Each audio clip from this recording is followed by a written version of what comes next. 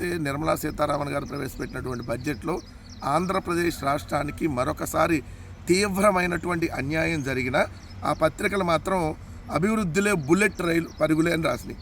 అభివృద్ధిలో అంట బుల్లెట్ పరుగులే అని చెప్పి హెడ్డింగ్ పెట్టి రాష్ట్రంలో డెడికేటెడ్ రేర్ ఎర్త్ కారిడార్ వచ్చేస్తుందని, 7 హై స్పీడ్ రైలు కారిడార్లు 3 ఏపీ మీదుగానే వెళ్తున్నాయని, పోలవరానికి 3,320 కోట్లు, అమరావతికి 1,561 కోట్లు 2026-27 బడ్జెట్లో ప్రకటించిన కేంద్రం ఏది పోలవరానికి 3,320 కోట్లు ఇస్తే అది అభివృద్ధిలో బుల్లెట్ పరుగైద్దా?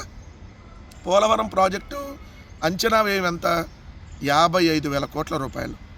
మీరేం చేశారు? 41 మీటర్ల వరకే మేము కడతాము అంటే పోలవరం ప్రాజెక్ట్ని పూర్తిగా కట్టం, 41 మీటర్ల వరకే కేంద్ర ప్రభుత్వం డబ్బులు ఇస్తానన్నది కాబట్టి 41 మీటర్లకే కడతామని చెప్పి 41 మీటర్ల వరకు మీరు అంగీకారం తెలుపుకుంటే 30,000 కోట్ల రూపాయలకి అంగీకారం తెలుపుకొని వచ్చారు. దాంట్లో జగన్మోహన్ రెడ్డి గారు ప్రభుత్వం ఉన్నప్పుడు 12,000 కోట్లు ఒకేసారి కేంద్ర ప్రభుత్వం దగ్గర కమిట్మెంట్ తెచ్చారు. ఆ కేంద్ర ప్రభుత్వం దగ్గర కమిట్మెంట్ తెచ్చిన 12,000 కోట్లలోనే ఇప్పుడు 3,000 కోట్లు ఇస్తుంటే ఎలా పరిగెత్తిద్ది? పోలవరం సంవత్సరానికి 3,000 కోట్లు ఇచ్చేస్తే 2027కి పూర్తి అయిద్దా? ఇంకా పత్రికలు ఎలా మోసం చేస్తున్నాయో చూడండి. అలానే చూస్తే ఇంకేం పెట్టారు హెడ్డింగు? అభివృద్ధిలో బుల్లెట్ పరుగులే. ఇది ముందు చూపు బడ్జెట్ అంట చంద్రబాబు నాయుడు గారు చెప్పటం. ఇది ముందు చూపు బడ్జెట్ అంట. ఆంధ్రప్రదేశ్కి ఏదైతే ఈ బడ్జెట్లో కేంద్రం వరాలు ఇచ్చిందంట.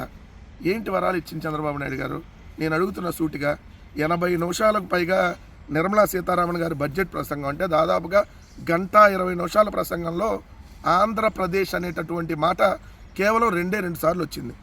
ఏది ఆంధ్రప్రదేశ్ అనే మాట, అది కూడా ప్రత్యేకంగా ఆంధ్రప్రదేశ్ గురించి చెప్పలే ఎక్కడ. ఏదైతే మిగిలిన రాష్ట్రాలతో కంపేర్ చేస్తూ చెప్పినప్పుడు మిగిలిన రాష్ట్రాలతో పాటుగా ఆంధ్రప్రదేశ్ పేరు ఎత్తారు, కేవలం 2 సార్లు మాత్రమే. అది కూడా టూరిజానికి సంబంధించి దేశవ్యాప్తంగా అన్ని రాష్ట్రాల గురించి డిస్కస్ చేస్తా ఆంధ్రప్రదేశ్లో కూడా పులికాట్ సరస్సు, అరకలోయ అనే టాపిక్ ఎత్తారు. రెండోది రేర్ ఎర్త్ మినరల్స్ మైనింగ్ అనే దాని మీద ఏపీ కూడా ఉందంటూ ఎత్తారు. దీనికి ఆంధ్రప్రదేశ్ పరిగెత్తిపోయింది, ఆంధ్రప్రదేశ్కి అద్భుతంగా వచ్చింది. డేటా సెంటర్ని ఆంధ్రప్రదేశ్ గురించి ఏం ప్రస్తావించాల, దేశవ్యాప్తంగా ప్రస్తావించారు.